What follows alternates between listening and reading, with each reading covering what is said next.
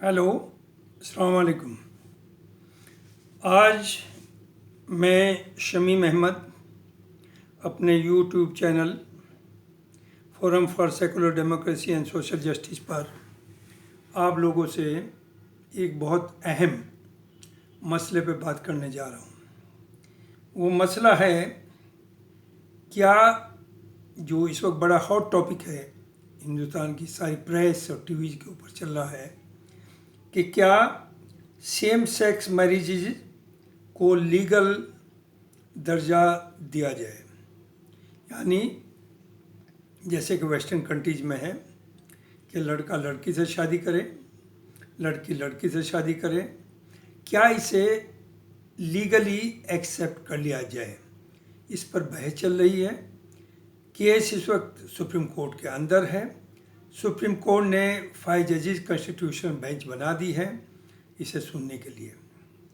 Government ने अपना इसमें व्यू रखा है और सुप्रीम कोर्ट का और कुछ लोगों का जो पटिशनर्स हैं उनका अपना व्यू है। मैं समझता हूँ ये जो इसके सपोर्ट या पोजीशन का मामला है उसे हम लीगलिटी और मॉरलिटी में अलग अलग चश्मों से देख रहे हैं। बहुत सी चीज़ें हैं जो लीगलिटी सही हो सकती हैं, लेकिन वो मॉरलिटी सही नहीं है। और लीगलिटी भी वही होनी चाहिए जो वहाँ के सिस्टम में जिसे मॉरलिटी कहते हैं। अभी वैसे तो इस पर बहुत नो डाउट जो गवर्नमेंट का स्टैंड है या जो अब आरएसएस ने भी इंटरवीन किया है, मैं उसके स्टैंड से काफ़ी हद तक या ये कहिए बिल्कुल इत्तेफाक करता हूँ। उनका ये कहना है कि हमारे समाज में हर religion, because our society is religion based, उसमें मैरिज का मतलब है बिटवीन मैन एंड वोमेन। अगर हम इसे लीगलिटी दे देंगे कि सेम सेक्स में मैरिजेज हों तो उससे एक मुल्क के अंदर अजीब व गरीब अफरा तफरी हो जाएगी। तो बात तो सही है, मॉरलिटी, कॉन्स्टिट्यूशनलिटी, आप कुछ भी करें। और फिर साथ साथ ये भी कहा है कि इस तरह के मामलात को कोर्ट्स को तय नहीं करना चाहिए, बल्कि इसके लिए एक पार्लियामेंट है, एक फोरम है जहाँ पर डिबेट होगी और उसके बाद कोई भी कानून जो बेहतर होगा वो बनाया जाएगा। तो इस बारे में मुझे ये कहना है कि एक तरफ तो मैं गवर्नमेंट के स्टैंड से इत्तेफाक करता हूँ एंड आई सपोर्ट, लेकिन 2009 में दिल्ली हाई कोर्ट ने ये कहा कि जिस्मानी relationship between the same sex is legal, और ये कहिए कि उसे लीगल स्टेटस दे दिया जो मेल मेल और फीमेल फीमेल के बीच में जिस्मानी रिश्ता होता है। उसी के साथ साथ ये 2009 में हुआ, उस पर ऑब्जेक्शन पटिशन हुआ सुप्रीम कोर्ट में। अब सुप्रीम कोर्ट ने भी 2018 में उसे एज इट इज़ मान लिया और अब आपके मुल्क में ये कानून है कि अगर सेम सेक्स रिलेशनशिप है बिटवीन टू एडल्ट्स तो उसे वो डीक्रिमिनलाइजेशन उसका कर दिया गया, उसे इलीगल नहीं माना जाएगा, उनके खिलाफ कोई केस नहीं होगा। तो मेरे ख्याल से तो हमारे सिस्टम के लिहाज से इसमें भी मॉरलिटी इन्वॉल्व है। हालांकि ये भी बात सही है कि जहाँ तक ये जो होमोसेक्सुअलिटी जिसे कहते हैं इसका मामला है, ये मैं समझता हूँ हज़ारों साल से प्रिवलेंट है। पहले सोशल मीडिया नहीं था, इसलिए लोगों को बहुत मालूम नहीं होता था, लेकिन इसे जानते हैं। कुछ जगहों का नाम लेकर के, कुछ राजा महाराजाओं का नाम लेकर के लोग उनसे इस चीज़ को जोड़ा करते थे कि वो ये ज़ौक़ या ये शौक़ रखते हैं। तो अब आइए आगे, उससे बढ़ कर के जिसे मैं समझता हूँ ना जाने गवर्नमेंट ने क्यों नहीं इंटरवीन किया, उस वक्त आरएसएस ने क्या सोचा जिस वक्त हिंदुस्तान में ये कानून बना, live in relationship. Live in relationship क्या है?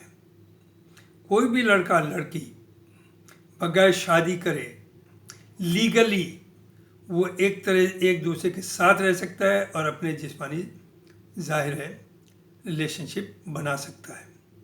तो मॉरली तो ये भी हिंदुस्तान के कॉन्टेक्स्ट में, जहाँ रिलीजियस बेस्ड सोसाइटी है, उसमें ये मैं समझता हूँ मॉरलिटी से बहुत दूर, या ये कहिए इट इज़ इमोरल।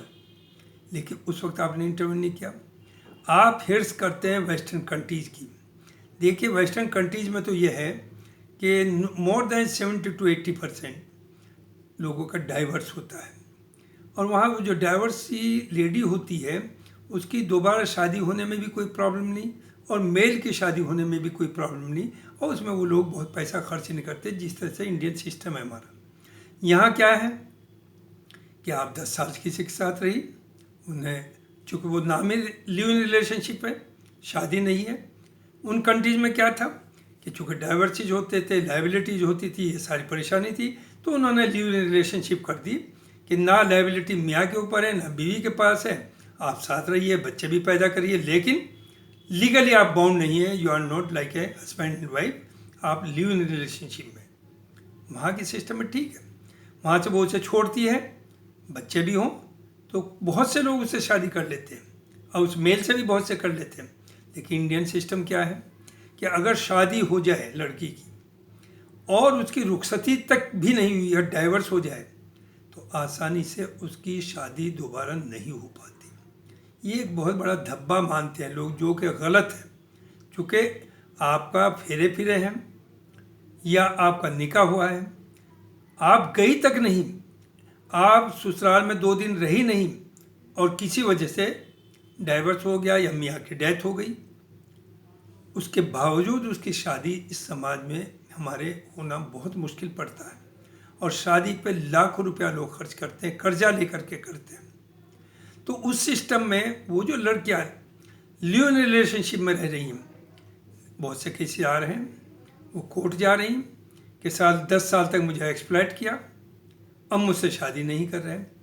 अरे उसे ये जानना चाहिए कि जो आप कर रही थी वो इंडियन ट्रेडिशंस के या मॉरलिटी के ख़िलाफ़ था, वो नाजायज़ था, और आप अपनी कंसेंट से रही उसके साथ 10 साल या 15 साल।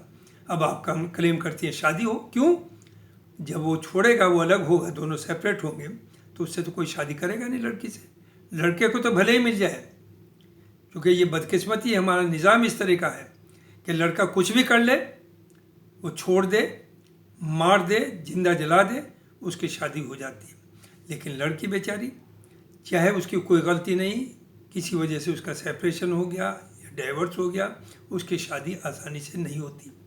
तो जो भी कानून बनाया जाता है उस सोसाइटी को सामने रख करके बनाया जाता है, बनाना चाहिए। और किसी भी रिलीजन में ये नहीं है कि जहाँ मैरिज इंस्टीट्यूशन को मान्यता ना दी गई है। इवन जो एथिस्ट हैं, जो कम्युनिस्ट हैं, उनके यहाँ भी मैरिज का एक इंस्टीट्यूशन है। और हम जैसे मुल्क जो वी आर डेवलपिंग कंट्री, हमारे यहाँ तो इन चीज़ों पे बहुत जोर दिया जाता है। तो मेरा ये कहना है कि ठीक है, दे रहे दुरुस्त है। बीजेपी बड़े जोर शोर से अपना एफिडेविट दे रही सुप्रीम कोर्ट में, आज आरएसएस ने भी उसमें इंटरवीन किया है। लेकिन क्या जब आज आप कह रहे हैं कि पार्लियामेंट कानून बनाएगी, सुप्रीम कोर्ट कुछ ना करे, लेकिन उसी तरह का कानून, उसी तरह का जो जजमेंट या लीगलिटी हाई कोर्ट ने दी, सुप्रीम कोर्ट ने दी, same sex physical relationship and live in relationship, उस वक्त आप कहाँ थे? उस वक्त आप क्यों नहीं बोले थे? तो जब आप ये गलती करते हैं तो गलती बढ़ती चली जाती है। और मैं बताऊं, जहाँ तक as far as Muslims are concerned, हमारे यहाँ वो ठीक है, कमी तो हमें भी, मैं ये नहीं कहूँगा कि हम बहुत साफ़ सुथरे, हम कुछ नहीं करते, लेकिन रिलीजियसली हमारे यहाँ हराम है किसी लड़की से को टच करना भी, या उससे कोई रिलेशनशिप बनाना विदाउट मैरिज। वैसे मैं समझता हूँ और भी हमारे हिंदुस्तान की जो डिफरेंट सोसाइटीज हैं, इन हिंदूज़ में बगैर शादी के अगर रिलेशनशिप है उसे अच्छा नहीं मानते, ना घर वाले मानते हैं ना सोसाइटी मानती है। तो मैं तो ये समझता हूँ कि ठीक है, होमोसेक्सुअलिटी का जहाँ तक सवाल है, 2 एडल्ट्स कैन हो सेक्स रिलेशनशिप, वो तो हज़ारों साल से चली आ रही है और उसे आप रोक नहीं पा सकते, एक ओरिएंटेशन है। लेकिन इसे लीगल सैंक्शन दे देना कि आप जो है रिलेशनशिप में रह सकते हैं या सेम सेक्स के लोग शादी कर सकते हैं, ये इंडिया के कॉन्टेक्स्ट में जायज़ नहीं है। तो यहाँ सवाल ये नहीं है कि रूलिंग पार्टी क्या कर रही है, अपोजिशंस क्या कर रही है या किसी को डाउन करना है। सच्चाई ये है कि ये दोनों चीज़ें, लिव इन रिलेशनशिप भी और सेम सेक्स मैरिजेज भी हिंदुस्तान जैसे सिस्टम में बैन कर देनी चाहिए, इलीगल कर देनी चाहिए। Thank you very much. इसके बारे में मैं बहुत दिनों से सोच रहा था, लेकिन चूँकि इतना कंट्रोवर्शियल मामला है, बोलने की हिम्मत भी ज़रा करना मुश्किल ही था और लोग कम ही बोलते हैं। लेकिन if you go through Indian express, उसमें रोज़ाना एडिटोरियल्स भी आ रहे हैं, बड़े बड़े आर्टिकल्स भी आ रहे हैं, कुछ फेवर में भी आ रहे हैं, कुछ अगेंस्ट भी आ रहे हैं।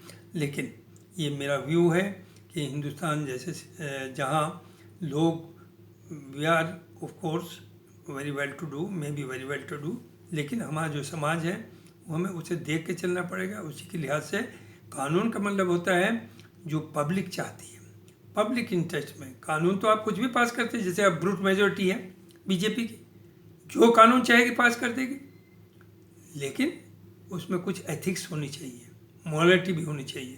तो ये मुझे कहना था। बहुत बहुत शुक्रिया। Thank you very much. अस्सलाम वालेकुम।